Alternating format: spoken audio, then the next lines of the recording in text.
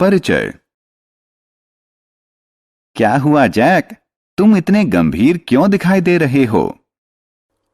आज अहमदाबाद में भारत और पाकिस्तान के बीच क्रिकेट मैच है और मैं वहां सजीव मैच देखने जाना चाहता हूं, लेकिन मेरे माता पिता इसकी अनुमति नहीं दे रहे हैं, तो मैं इसे कैसे देख सकता हूं? अच्छा जैक, तुम अपने घर में बैठकर इसे टीवी पर सजीव देख सकते हो। दोस्तों, हम जानते हैं कि संचार के विभिन्न साधनों, टेलीविजन, समाचार पत्र और इंटरनेट ने दुनिया को छोटा बना दिया है। इसीलिए आइए हम संचार के साधनों के बारे में विस्तार से कुछ और जानकारी प्राप्त करें।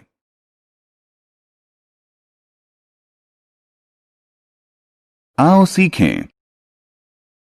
समाचार पत्र को समझना, पत्र और टेलीग्राम के बारे में बताना, रेडियो और टेलीविजन के बारे में जानना, टेलीफोन, पेजर और मोबाइल फोन के बारे में बता पाना, टेलेक्स, फैक्स, इंटरनेट और ईमेल के बारे में जानना।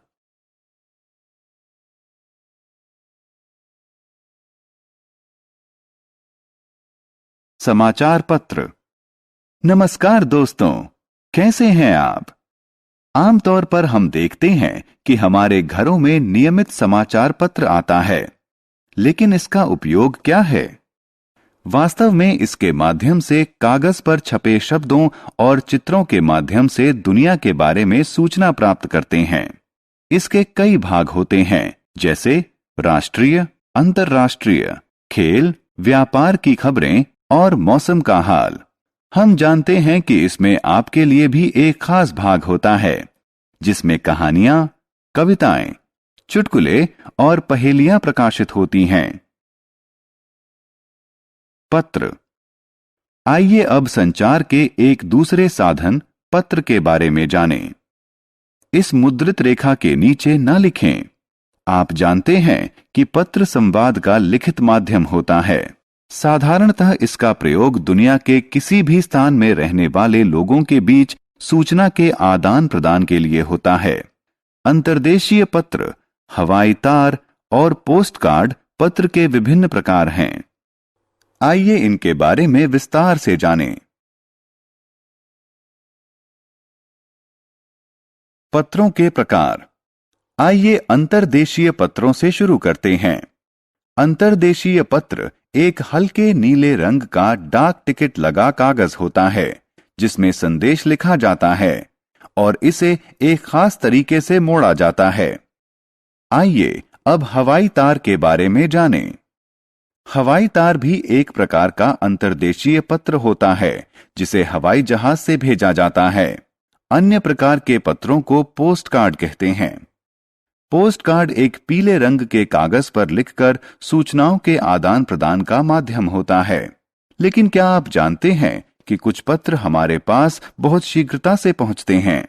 इन्हें टेलीग्राम कहते हैं। टेलीग्राम। टेलीग्राम भी संचार का एक साधन होता है। टेलीग्राम में संक्षिप्त संदेश होता है, जिसे किसी दूर के स्थान पर शीघ्रता से भेजा जा सकता है। आपको यह जानकर आश्चर्य होगा कि टेलीग्राम के द्वारा बहुत छोटे संदेश भेजे जाते हैं और लोगों को उनके शब्दों के हिसाब से हर शब्द के पैसे देने पड़ते हैं।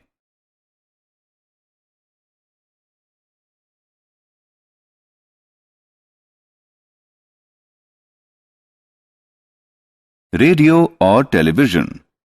लेकिन क्या आपने उन लोगों के बारे में सोचा है जो पढ़ नहीं सकते? फिर वे दुनिया से कैसे जुड़ते हैं? जो लोग पढ़ना नहीं जानते, वो रेडियो और टेलीविजन के माध्यम से दुनिया के बारे में समाचार प्राप्त कर सकते हैं। हम रेडियो पर समाचार और अन्य दूसरे कार्यक्रम जैसे कि गीत सुन सकते हैं। दूसरी तरफ टेलीविजन संचार का एक श्रव्य दृश्य माध्यम है। ऐसा माध्यम जिससे हम दुनिया में होने वाली घटनाओं को देख और सुन सकते हैं। घर पर बैठे बैठे ही हम टेलीविजन पर गीत, फिल्में, समाचार, शिक्षाप्रद कार्यक्रम और खेल देख सकते हैं। टेलीफोन। आइए अब हम संचार के एक अन्य संचार माध्यम टेलीफोन की तरफ बढ़ें। वास्तव में टेलीफोन का प्रयोग टेलीफोन के तारों की सहायता से संदेश के आदान प्रदान के लिए किया जाता है। यह हमें दुनिया के किसी स्थान पर बैठे हुए व्यक्ति से बात करने में मदद करता है। दिन प्रतिदिन तकनीकी में होने वाले विकास के साथ टेलीफोन का स्थान पहले पेजर ने लिया और उसके बाद मोबाइल फोन ने। आइए अब इनके बारे में और जानें।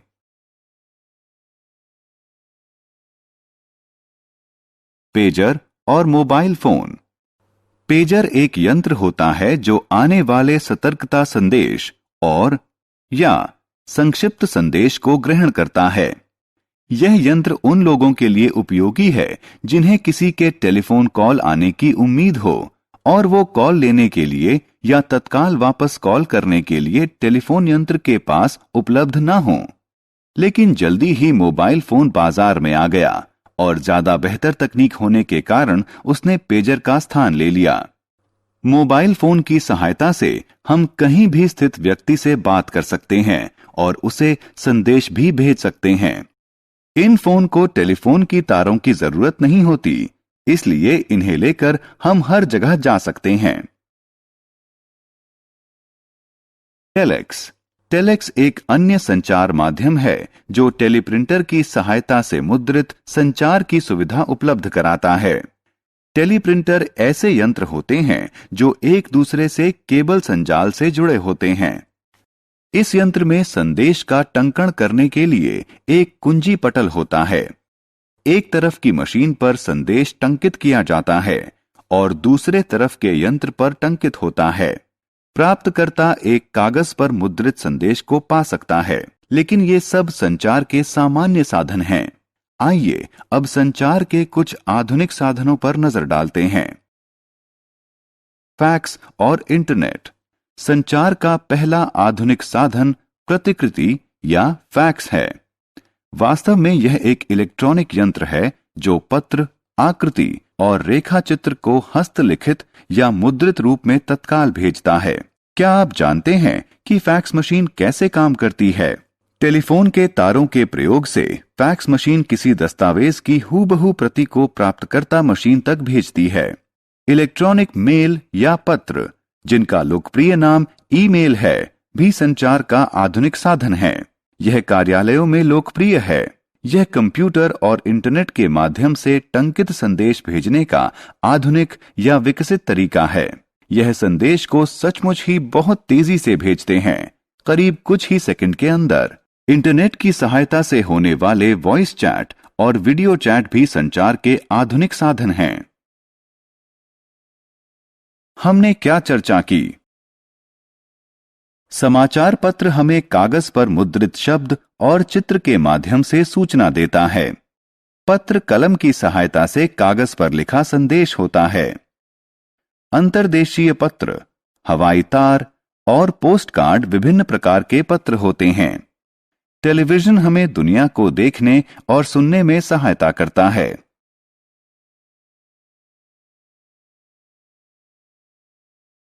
टेलीफोन और मोबाइल फोन से हम दुनिया में किसी भी स्थान पर स्थित व्यक्ति से बात कर सकते हैं।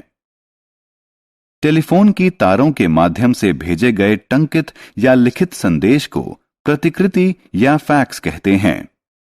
कंप्यूटर और इंटरनेट के माध्यम से भेजे गए टंकित संदेश को ईमेल कहते हैं।